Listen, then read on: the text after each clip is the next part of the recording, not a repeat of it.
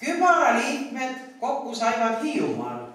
Saare elanikud käisid teisi piilumas, sest nende meelest oli see üks veider kamp, kes naersid nii, et lõualuudes ehtne kramp.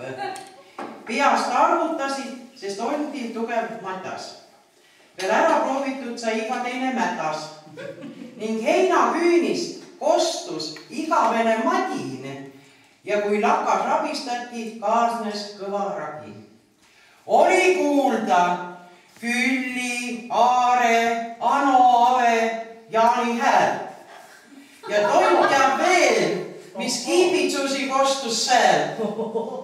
Kui seltskond lakaluugist ükskord alla sadas, siis püksid olid kõigil pahepidi jalas.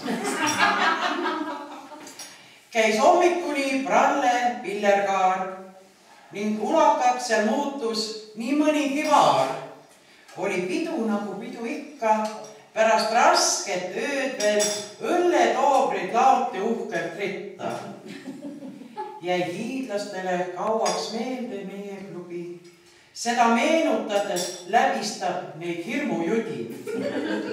Kuid Moori liikmetele meeldis pidu väga, et käiksid lõõgastumas seal kas või iga nädal.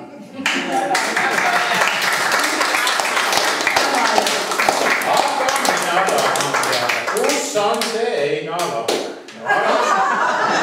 Ma pidin ka küsima, et kus kohas see küün on? Hambuste juures.